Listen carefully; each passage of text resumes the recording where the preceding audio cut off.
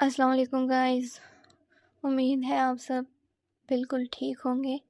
تو چلیے شروع کرتے ہیں آج کی ہماری نیو ایپیسوڈ نمبر 45۔ چینل کو سبسکرائب ضرور کیجیے گا۔ حویلی کے روشن گارڈن میں گھر والوں کی موجودگی میں کیک کاٹنے اور سب کی دعائیں سمیٹنے کے بعد اب رات کا پچھلا پہر شروع ہو چکا تھا۔ اسفند نے بڑی محبت سے لیلا کا ہاتھ تھاما اور اسے دھیرے دھیرے سیڑھیاں چڑھا کر اپنے کمرے کی طرف لانے لگا۔ لیلا ابھی تک گارڈن کے سحر سے باہر نہیں آئی تھی۔ اس کے دل میں ایک عجیب سی ہلچل تھی۔ ایک طرف آرین کی یادوں کا مبہم سا سایہ تھا تو دوسری طرف اسفند کا یہ بے پناہ بے غرض صبر جو اس کے دل کی برف کو آہستہ آہستہ پگھلا رہا تھا۔ جیسے ہی اسفند نے کمرے کا بھاری لکڑی کا دروازہ کھولا اور لیلا کو اندر داخل ہونے کا راستہ دیا، لیلا کے قدم ایک بار پھر وہی جم گئے۔ اس کی آنکھیں حیرت سے پھیل گئی۔ پورے کمرے میں مین لائٹس بند تھی، صرف سائیڈ لیمپ کی مدھم سی سنہری روشنی پھیلی ہوئی۔ فرش پر بیڈ کے چاروں طرف اور سائیڈ ٹیبلز پر شیشے کے چھوٹے چھوٹے جارز میں سفید موم بتیاں جل رہی تھی، جن کی دھیمی آنچ سے پورے کمرے میں ونیلا اور گلاب کی مسحور کن خوشبو رچی بسی ہوئی تھی۔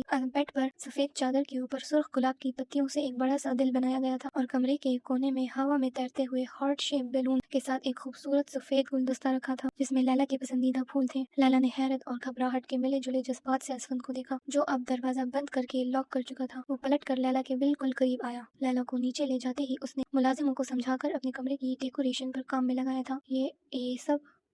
لیلا کی آواز میں ایک لرزش تھی۔ اس کے ہاتھ اپنے دوپٹے کے پلوں کو سختی سے بھینچ رہے تھے۔ اسفند نے کچھ نہیں کہا۔ وہ خاموشی سے آگے بڑھا اور بہت نرمی سے لیلا کے شانوں پر پھیلا ہوا اس کا دوپٹہ سیدھا کیا۔ اس کی انگلیاں جب لیلا کی گردن کے پاس سے گزری تو لیلا کا دل ایک زوردار دھچکے سے دھڑکا۔ وہ سہم کر ایک قدم پیچھے ہٹنے لگی، لیکن اسفند نے اسے موقع نہیں دیا۔ اس نے بڑی مضبوطی مگر نرمی سے لیلا کی نازک کمر کے گرد اپنا ہاتھ پھیلایا اور اسے اپنے حصار میں لے لیا۔ ابھی تمہاری سالگرہ کا سب سے خاص تحفہ باقی ہے لیلا۔ اسفند کی گہری بھاری آواز لیلا کے کان کے بالکل قریب گونجی، جس سے لیلا کے وجود میں ایک جھرجھری سی دوڑ گئی۔ اسفند پلیز۔ لیلا نے اپنی سرخ مخمور آنکھیں اٹھا کر اسے دیکھا۔ اس کی چھوٹی سی ناک جذبات کی شدت سے لال ہو رہی تھی اور وہ گلابی ہونٹ کپکپا رہے تھے۔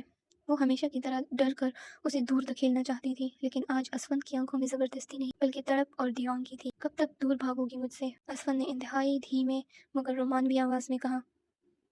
اس کا دوسرا ہاتھ لیلا کے گال پر آیا اور اس کے انگوٹھے نے لیلا کے نچلے ہونٹ کو بہت نرمی سے چھوا۔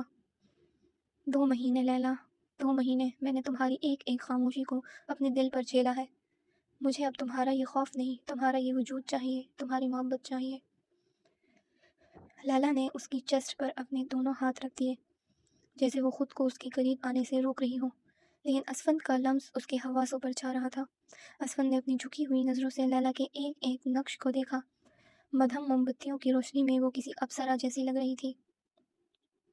صبر کا بندھن جیسے اب اسفند کے ہاتھ سے چھوٹ رہا تھا۔ اس نے جھک کر اپنے تپتے ہوئے لب لیلا کے ماتھے پر رکھ دیے۔ وہ بوسہ اتنا لمبا اور گہرا تھا کہ لیلا نے بے اختیار اپنی آنکھیں بند کر لیں۔ ماتھے سے ہوتا ہوا اسفند کا لمس اس کی بند آنکھوں پر اور پھر اس کے سرخ گال پر منتقل ہوا۔ اس کا سانس اکھڑنے لگا۔ وہ اسفند کی قمیض کو اپنے ہاتھوں میں جکڑ چکی تھی۔ جب اسفند کے لب اس کی گردن کے حساس حصے کو چھو گئے تو لیلا کے منہ سے ایک دھیمی سی سسکی نکلی۔ اسفند! لیلا نے کمزور سی آواز میں اسے پکارا، لیکن اس پکار میں اب انکار نہیں تھا بلکہ ایک تسلیم کا احساس تھا۔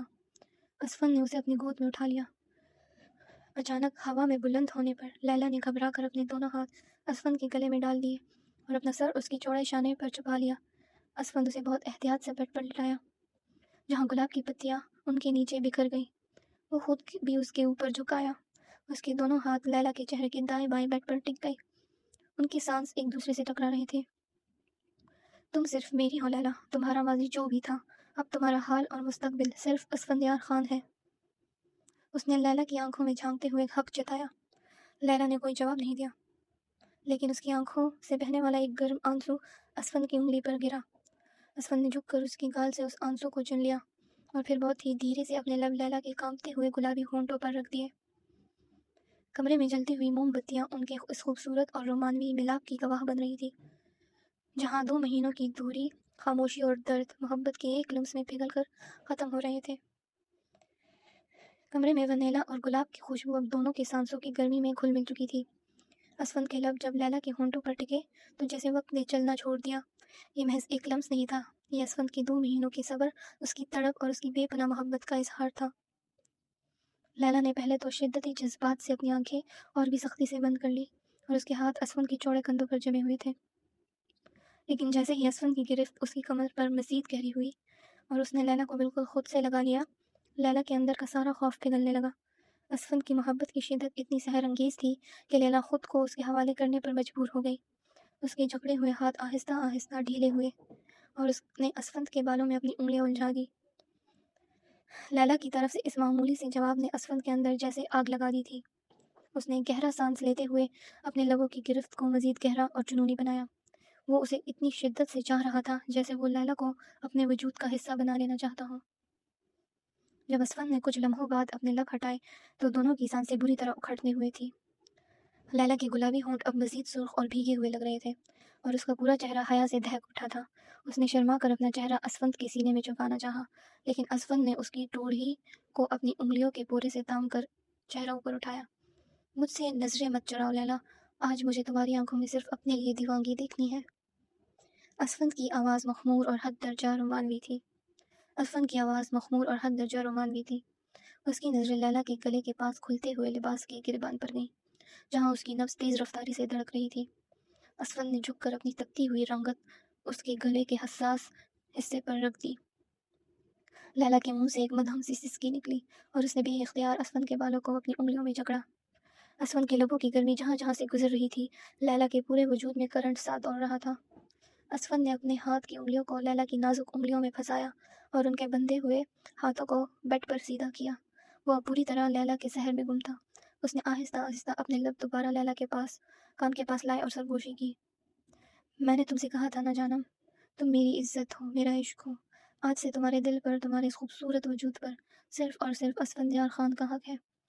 لیلا نے شرم سے چور ہو کر اپنی مخمور آنکھیں کھولی، جن میں اب آرین کا کوئی عکس نہیں تھا، بلکہ صرف اسفند کے لیے ایک نئی جاگتی ہوئی محبت اور تسلیم کا احساس تھا۔ اس نے دھیرے سے اپنے بازو اسفند کے گلے میں ڈال دیے اور اسے اپنے اور قریب کھینچ لیا۔ کمرے کے کونوں میں جلتی موم بتیاں اب مدھم ہو کر پھیل رہی تھیں، بالکل اسی طرح جیسے ان دونوں کے درمیان کی تمام دوریاں اور تلخیاں اس رومانوی اور سحر انگیز رات کی آغوش میں پگھل کر ہمیشہ ہمیشہ کے لیے ختم ہو رہی تھی۔ کمرے کا درجہ حرارت جیسے ان کے سانسوں کی تپش سے یکدم بڑھ گیا تھا۔ اسفند کے لب اب لیلا کی گردن سے ہوتے ہوئے اس کے نازک شانے کی ہڈی پر اتر آئے، جہاں اس نے لباس کی آستین کو تھوڑا سا پیچھے ہٹایا۔ اس نے تپتے ہوئے لمس کا لیلا کی نرم سفید رنگت پر چہرہ رکھنا لیلا کے پورے وجود میں آگ لگایا۔ لیلا نے بے اختیار اپنے دانت اپنے ہی نچلے ہونٹ میں دبا لیے تاکہ منہ سے نکلنے والی مدھم سسکیاں کمرے کی خاموشی کو نہ توڑیں۔ اس کے دونوں پیر بیڈ کی چادر پر مڑ گئے اور اس کی انگلیاں اسفند کی قمیص کی پشت کو اتنی سختی سے بھینچ رہی تھی کہ اس کے اپنے ناخن اس کی ہتھیلیوں میں چبھنے لگے۔ اسفند نے لیلا کے چہرے پر حیا اور لذت کی یہ خوبصورت جنگ دیکھی تو اس کے اندر کا مردانہ غرور جاگ اٹھا۔ اس نے تڑپ کر لیلا کے دونوں ہاتھوں کو اس کی قمیص کو جکڑے ہوئے تھے ایک ہاتھ سے اوپر لے جا کر بیڈ پر مضبوطی سے پریس کر دیا۔ اس کا دوسرا ہاتھ اب آزاد تھا، جو لیلا کی کمر کے مہروں پر رینگتا ہوا اسے اور اوپر اپنے بالکل ساتھ لٹا گیا۔ اسفند، میں مر جاؤں گی۔ لیلا کی آواز اب صرف ایک بے جان سرگوشی بن کر رہ گئی تھی۔ اس کا سینہ تیزی سے اوپر نیچے ہو رہا تھا۔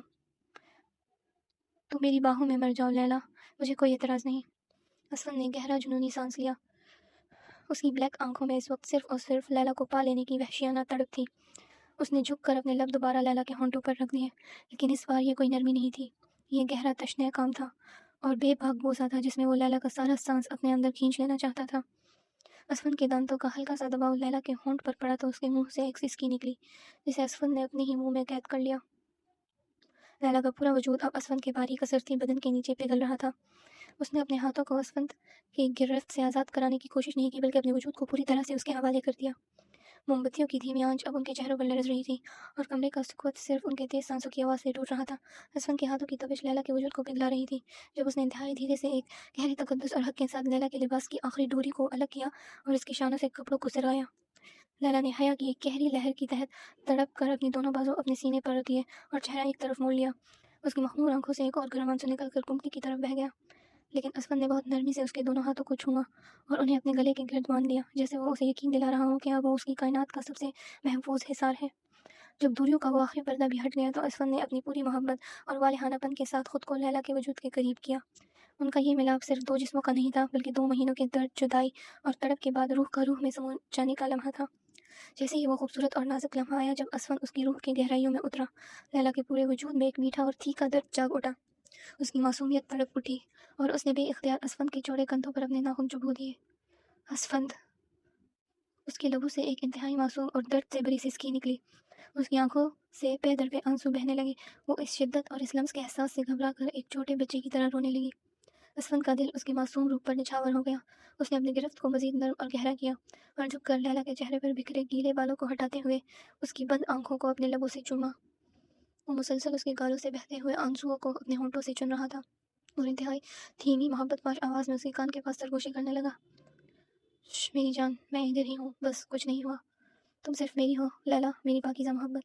اسفند کے اس بے پناہ پیار، اس کے دلسوز جملوں اور اس کے لمس کی مٹھاس نے آہستہ آہستہ لیلا کے درد کو ایک عجیب سے سرور اور سکون میں بدل دیا۔ اس کا رونا دھیرے دھیرے مدھم ہوا اور اس نے خود کو پوری طرح اسفند کے آغوش کے حوالے کر دیا۔ مدھم موم بتیوں کی زرد روشنی ان کے سائے کو دیوار پر ایک ہوتے ہوئے دکھا رہی تھی۔ دھوئیوں کی دیوار اب مکمل طور پر گر چکی تھی اور اسفند اور لیلا اب 2 جسم ایک روح بن چکے تھے۔ To be continued. تو گائز، امید ہے آپ لوگوں کو میری یہ والی ایپیسوڈ پسند آئی ہوگی۔